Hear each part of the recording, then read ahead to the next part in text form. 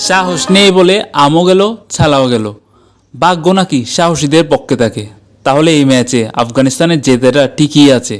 সাহস বলে যদি কিছু থাকে তা তো শুধু আফগানরাই দেখিয়েছে। বাংলাদেশ দলকে এমনিতেই কখনো কেউ সাহসী বলে অপবাদ দিয়েছে খুব একটা শোনা যায়নি। এদিন তো দেওয়ার প্রশ্নই নেই। আফগানিস্তান জিতেছে, ঠিকই আছে। আফগানিস্তানই সম্ভাবনার একটি দুয়ার খুলে দিয়েছিল বাংলাদেশের জন্য।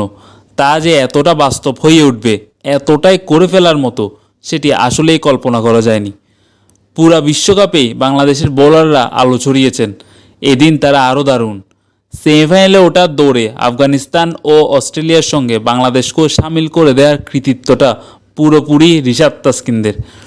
12.1 ওভারে 116 করে ফেলা কোনো উইকেটেই বাংলাদেশের জন্য সহজ নয়। সেন্ট ভিনসেন্টের এই উইকেটে তো আরও না। তার যতই বৃষ্টির পর বল ভালো মতো ব্যাটে আসুক না কেন, প্রশ্ন হলো বাংলাদেশে হারানোর কী ছিল। করতে পারলে প্রথমবারের মতো বিশ্বকাপের সেমিফাইনাল, এত বড় একটা অর্জনের হাতছানি। এর পেছনে ছুটতে গিয়ে 50 রানে অল আউট হয়ে গিয়ে গোহারা হারলে বা কী আসে যায়। পুরো 20 ওভার খেলে জিতলেও বিদায়, 12.1 ওভারের মধ্যে জিততে না পারলেও বিদায়। তাহলে কোনটা আরাধ্য হওয়া উচিত, এ নিয়ে কোনো দ্বিধায় থাকার কথা নয়। এই পরিস্থিতিতে পড়লে আফগানিস্তান নির্ঘাত এমনই ভাবত। আর বাংলাদেশ কি করলো? আস্কিং রেটের সঙ্গে কিছুক্ষণ পাল্লা দেওয়ার পর দ্রুত কয়েকটা উইকেট পড়তেই রণে ভঙ্গ। শুরু হয়ে গেল কোনো মতে ম্যাচটা জেতার চেষ্টা। যেন এই একটা ম্যাচে জয় নিয়ে দেশে ফিরতে পারলেই এই বিশ্বকাপ একেবারে সুজলা সুফলা হয়ে যায়। এই করতে গিয়ে তো শেষ পর্যন্ত আমও গেল, ছালাও গেল। সাহস না থাকলে এমনটাই হয়। সেন্ট ভিনসেন্টের উইকেটের কথা বলছিলাম। এই মাঠে বিশ্বকাপের আগের ম্যাচগুলোর কথা মনে রাখলে 12.1 ওভারে 116 রান করে ফেলার কথা ভাবাটা অবশ্যই অনেক সাহসের ব্যাপার। কিন্তু এদিন যা পরিস্থিতি, তাদের পরিকল্পনা করে সাহসী হওয়ার কি আছে? আর কোনো বিকল্প তো থাকারই কথা নয়। ব্যাটিংয়ে নামার সময় মন্ত্র হওয়া উচিত ছিল একটাই, 12.1 ওভারেই জেতার জন্য জীবন দিয়ে দেব। তাতে যদি হেরে যায় তো হেরে যাব, কি আসে যায়। অমন ভাবতেই মনে হয় একটু সাহস লাগে। আফগানিস্তানে যে তা আছে এ নিয়ে কোনো সন্দেহ নেই কারোরই। সুপার 8-এ বাংলাদেশের ব্যাটিংয়ের যে অ্যাপ্রোচ, তাতে ওটা আছে বলেও কেউ সন্দেহ করেনি। কিন্তু তাই বলে এদিনেও না, মাত্র একটা ম্যাচ জিতেই বিশ্বকাপের সেমিফাইনালে উঠে যাওয়ার সুবর্ণ একটা সুযোগ এসে গেছে পাকে চক্রে। সেটিকে কাজে লাগানোর প্রাণপণ চেষ্টা হবে না? 19 বলে যখন 43 রান লাগে, তখন মাহমুদুল্লাহ একটি পুরো ওভার খেলে 5টি বলই ডট দেবেন, যা দেখে বিশ্বাস করতে কষ্ট হবে। নেমেছেন তাওহিদ হৃদয় আউট হওয়ার পর। এই বিশ্বকাপে বাংলাদেশের ব্যাটসম্যানদের মধ্যে একমাত্র হৃদয়ের ব্যাটে শোনা গেছে টি-20 সুর। যে সাহস নিয়ে শুরুতেই এত কথা, সেই সাহসের প্রতিফলনও একমাত্র তার ব্যাটিংয়েই। এদিনও যে 7 মিনিটেই ছিলেন উইকেটে, তাও তো এই তাওহিদ হৃদয়। 8 বলে 14 করার পর 9ম বলে হৃদয় আউটও হয়েছেন অ্যাটাকিং শট খেলেই।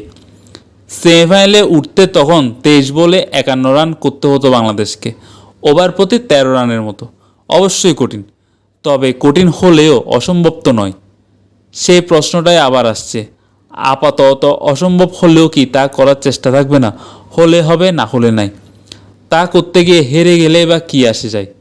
অথচ তখন নেমে মাহমুদুল্লাহ কী করলেন? 9 বলে 6 রান, একটা 4 আর 2টি সিঙ্গেল, বাকি 6 বলই ডট। এর মধ্যে 1 ওভারে 5টি। বাংলাদেশ ম্যাচে হেরেছে আরও অনেক পরে, তবে আসল হারটা তো তখনই হয়ে গেছে। মাহমুদুল্লাহর উপর রাগ করবেন কি? বাংলাদেশ দলই তো এর অনেক আগে সিদ্ধান্ত নিয়ে ফেলেছে সেমিফাইনালের মতো ওসব তুচ্ছ ব্যাপারে না ভেবে নিরাপদে জয়ের চেষ্টা করাই ভালো। তাওহিদ যে অমন ব্যাট চালিয়েছেন, সেটা তার সহজাত তাড়না থেকে। সংবাদ সম্মেলনে অধিনায়ক নাজমুল হোসেন তো জানিয়ে দিলেন, 3 উইকেট পড়ে যাওয়ার পরেই তারা মাথা থেকে সেমিফাইনালের চিন্তা দূর করে দিয়েছেন। হাততালি দিন ভাই, হাততালি দিন। খেলার নাটকীয়তার সঙ্গে বৃষ্টি যোগ হয়ে আশ্চর্য একদিন গেল। আসলে তো দিন নয়, রাত। রাত বললেও শুধু হচ্ছে না, গভীর রাত।